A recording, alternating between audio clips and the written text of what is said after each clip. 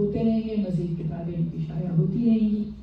تاکہ میں نے ایک اور وہ اندھے اور بہرے کا جو بات کی تھی، اسی حوالے سے مجھے گفتگو بات یاد آ رہی ہے. جب ہم لوگ یہاں آ رہے تھے تو کسی نے کامران کے میرے شوہر کے میرے ہسبینڈ کے دوست نے کسی نے یہ بات کہی تھی کہ یہ وہاں جائے گا تو وہ گیس اسٹیشن پہ کھڑا ہوگا اور لوگوں سے کہہ رہا ہوگا یار $2 لے لو اور میرا ایک شعر سن لو.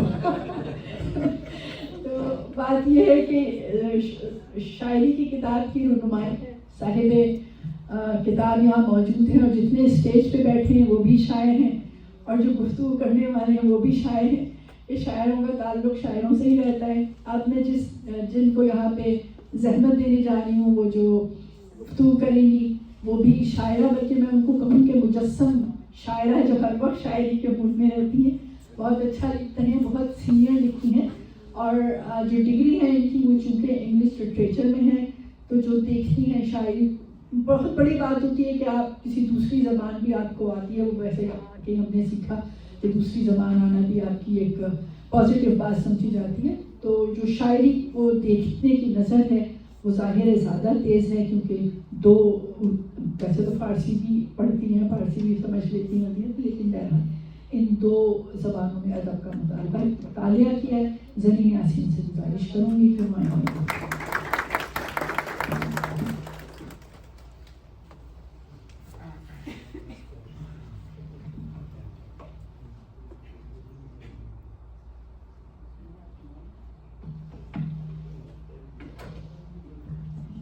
بہت شکریہ فرحان.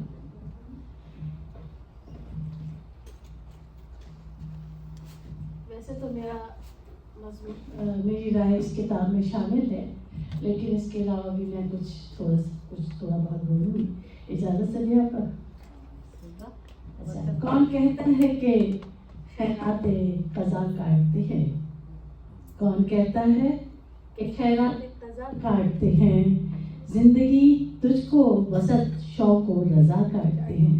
یہ طفیل کا شعر ہے اور میں یہ کہنا چاہ رہی تھی کہ طفیل کا جو ادبی سفر ہے وہ ذرا سا دیر میں شروع ہوا، لیکن بات دراصل یہ کہ شاعر آپ کے اندر موجود ہوتا ہے. وہ ایک ایسی کنڈیشن میں ہوتا ہے جو آپ کہہ سکتے ہیں کہ یہ تو مجھے کافی کر رہا ہے، ڈسٹرب کر رہا ہے یہ جو مائک ہے، لیکن خیر میں گزارا کر لوں گی اس سے.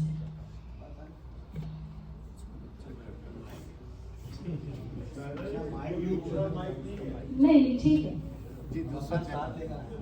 جی ٹھیک ہے، جا سکتے ہیں. بہرحال طفیل کی شاعری کا جہاں تک تعلق ہے یہ نووارد ہے اس میدان میں، لیکن جیسے میں نے پہلے کہا کہ شاعری کے میدان میں نووارد ہونے کا مطلب یہ نہیں ہے کہ آپ درون خانہ درون ذات شاعر نہیں تھے. آپ کے اندر ایک شاعر موجود تھا جو آپ نے سمجھ لیجیے کہ ایک ایسی فارم میں رکھا ہوا تھا جو آہستہ آہستہ جو وقت پڑھنے پہ وہ سامنے آئے. تو میں نے ایک مضمون لکھا تھا کہ امید نو کا استعارہ. تو ان کی شاعری جو ہے بادبان اور امنگ، کتاب کا نام جو ہے وہ کیا بتاتا ہے کہ یہ ایک امید نو کا استعارہ ہے، یعنی ایک تازہ تر مایوسی نہیں ہے، خوش گمانی ہے اور خوش گمانی کی طرف ایک سفر ہے. تو ملک طفیل کی زندگی جو ہے ایک چھوٹے سے شہر کھیوڑا کے نواح میں گزری.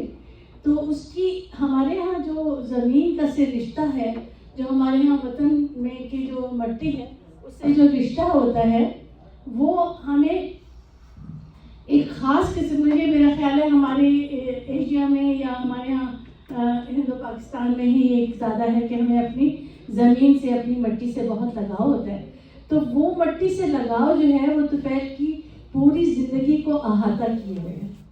ان کی پوری زندگی پہ اس کا رچاؤ نظر آتا ہے. اور ہمارے یہاں جو نواح کے جو گاؤں ہوتے ہیں ان کی جو سادگی ہوتی ہے دل کی، اور جو ان کی اور صداقت ہوتی ہے ان کی دل کی، وہ آہستہ آہستہ ہمارے یہ طفیل کی شاعری میں بھی موجود ہے. تو ہم مشاعرہ شروع کریں، ٹریبیوٹ ختم کریں. سبحان اللہ. میں زیادہ وقت نہیں لوں گی. تو طفیل کی شاعری میں وہ آہستہ آہستہ وہ ہمیں محسوس ہوتا ہے کہ وہ موجود ہے.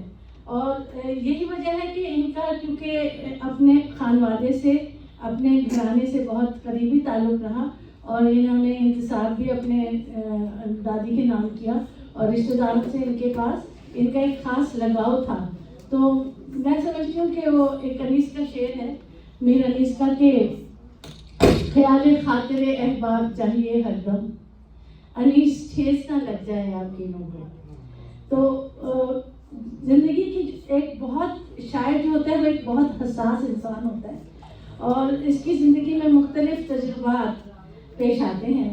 محبت، رومانیت، خدا سے انسان کا تعلق، انسان سے انسان کا تعلق اور غم، خوشی، محبت، سب چیز، تمام جذبے جو ہیں وہ انسان کی زندگی کا حصہ ہوتے ہیں.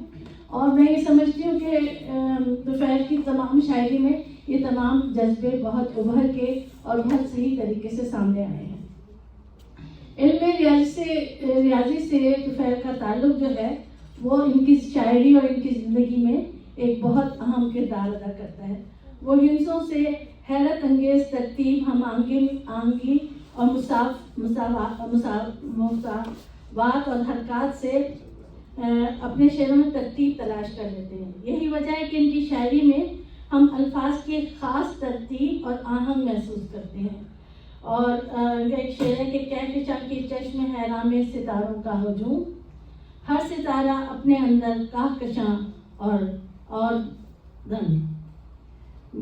فن محض اصول و ضوابط کے حساب سے نہیں دیکھا جا سکتا، بلکہ اس میں ایک طلسماتی کیفیت ہوتی ہے جو شعر کو شعر بناتی ہے اور ایک خاص ترنم آہنگ ہوتا ہے جو انسان کی جو شاعر کی شاعری میں بہت اہم کردار ادا کرتا ہے.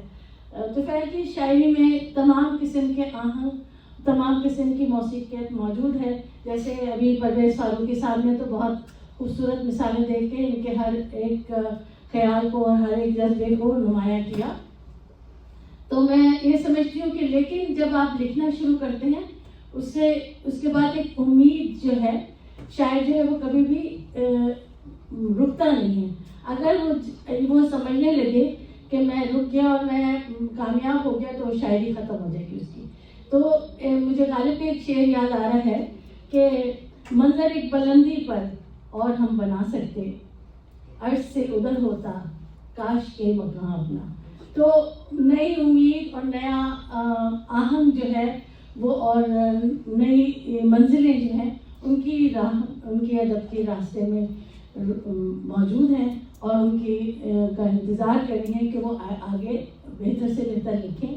اور طفیل بنیادی طور پہ غزل کے شاعر ہیں اور غزل کے تمام اسلوب، تمام جو ارکان جو ہیں اور تمام جو لوازمات ہیں وہ ان کی شاعری میں موجود ہیں. اور لیکن ایک بات ضروری ہے کہ ہمیں سمجھنا چاہیے کہ اسلوب، شاعر کا ایک اسلوب ہوتا ہے، وہ آہستہ آہستہ بنتا ہے، وہ ایک دم سے نہیں بنتا. لیکن مجھے ان کی اس کتاب میں ان کا اسلوب بنتا ہوا نظر آ رہا ہے ابھی سے. اور مجھے لگ رہا ہے کہ غالب اور اقبال سے بہت متاثر ہیں اور وقت کھلتا جا رہا ہے ان کا انداز بیان. کتاب جو ہے وہ آئینہ ہے شاعر کی اندرون حال کا. تو تنہائی، وصل، ہجر اور محبت، تمام اختلافات زندگی کے ان کے دل ہزی پر گزرے، جو کیفیات ان کے دل ہزی پر گزری وہ سب یہاں پر موجود ہیں.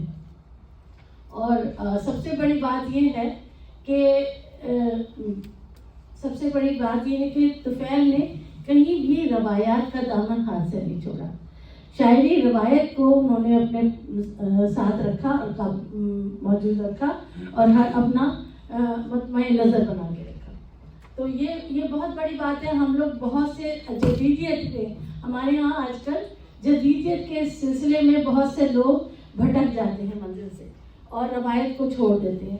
اور روایت کو جب آپ چھوڑ دیتے ہیں تو غزل آپ پھر آپ کی ایک چوچو کا مربع بن جاتی ہے, جو کہ ایک اچھی مثال نہیں کام کرتی.